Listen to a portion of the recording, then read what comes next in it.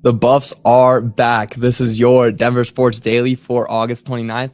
Let's go. Taking you through your morning headlines, it's Denver Sports Daily with Rachel V. Hill. The CU Buffs are taking on the North Dakota State Bison for the first game of their season tonight. And the Buffs are looking to start on a good note as they're already a 10-point favorite. The game's going to be played at 6 p.m. Mountain Time tonight on ESPN. It's going to be a huge game. Obviously, everybody in Colorado is excited, and I'm excited. I can't wait to get home and watch this game. It's going to be a huge deal. I mean, we're going out there after last season, which was kind of, I'll say it was a success because of, how much, publicity they grew and how they're looking to be better this year. But this is just going to be the best game. I'm so excited. We're finally back. And when college football comes back, that means NFL football comes back. So I can't wait. This is going to be, we're getting into the season now. So this is going to be a good time. Now, the people are loving the over for the Broncos win total this year. The Broncos over under win total for the 2024-25 season is set at 5.5, which I think is pretty low, and so does most of the world. According to BetMGM, the over for the Broncos win total is the most bet on, with 93% of bettors taking it rather than the under. 5.5 is pretty low, but 93% of bettors taking the over is crazy. So obviously the people have high expectations for the Broncos. I have high expectations for the Broncos. Sean Payton and the Broncos have high expectations for the Broncos. So I would not be surprised if that hits. That's going to be incredible. I'm again, like 5.5. That's pretty low. Now, more on Sean Payton. He opened up on cutting Tim Patrick. He spoke on the difficult decision to release Tim Patrick after the first year back since his multiple injuries. That was obviously extremely difficult. The other night in that preseason game against Green Bay, he made some plays, Payton said. He then went on, I think the world of Tim, and all of you who have covered him longer than I've coached him understand all the things that he brings to the table, aside from just being on the field. So that was obviously difficult. Obviously, it sucks to see Tim Patrick go, but it's good to hear that Sean Payton was, obviously very upset about about doing it and, sending it. He's now on the Lions, I believe. And Sean Payton spoke on him going to the Lions and how that's going to be a great spot for him. And I think everybody in Broncos country hopes the best for Tim Patrick, but it is obviously very difficult. So it's good to see that Sean Payton is on our side with that as well. Now, more with the cutting, Samaje Perine signs with the Broncos' rival shortly after being released. And after the Broncos cut the veteran running back, he found a new home relatively quickly with one of the Broncos' nemesis, the Kansas City Chiefs, who signed Perine, who will most likely be a veteran presence in the locker room behind Isaiah Pacheco and Clyde Edwards-Helaire. But damn, man, really? The Chiefs?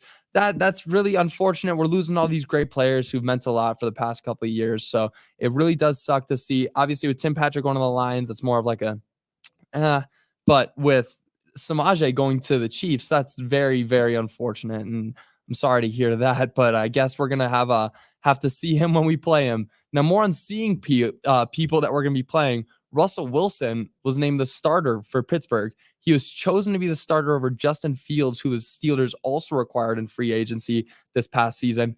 And now Russ and the Steelers are coming to the Mile High City on September 15th. So obviously, I mean, we're all going to be excited to see Russ. And I cannot imagine how that stadium is going to be chanting when Russ comes out on that field. It's going to be crazy. I'm looking for tickets right now. That's going to be an incredible game. So knowing that Russ is going to be here and that he's playing in our city and that he'll actually be the starting quarterback, I think that's going to add a little bit of an extra oomph for the Broncos. So it's going to be a great game, but hearing that he was chosen over Justin Fields, who was also a crazy player, it's not too surprising, but it's good to know that when we're out there playing him, it's going to be him out there on the field with us. Also, the Patriots decided to sit Drake May behind Jacoby Brissett. A little bit insane. Drake May was selected 3rd overall in this year's draft and has been slightly disappointing in training camp. I wouldn't say he's been totally disappointing, but slightly. But the 3rd overall player selected and 3rd overall QB selected in this year's draft is going to be sitting behind Jacoby Brissett. In this year's draft, he was a little bit disappointing, of course, but Jared Mayo announced earlier that the 8-year vet Jacoby Brissett will be taking the starting job, and he hasn't been too good. I mean, Jacoby's a a vet, obviously. So maybe it's good that Drake May will get to sit behind him, but still, like that guy was Drake May would look the most pro ready to me when he was coming into the league. So it is strange that he's sitting, but we see a lot of great players, especially you look at the Packers who've sat all their great QBs for a couple of years and then let them play.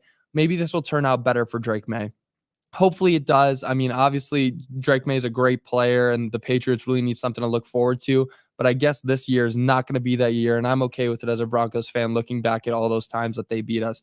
So I'm okay with it. Still a bit surprising. But that's going to do it for today. I would like to read some of the comments we have out there.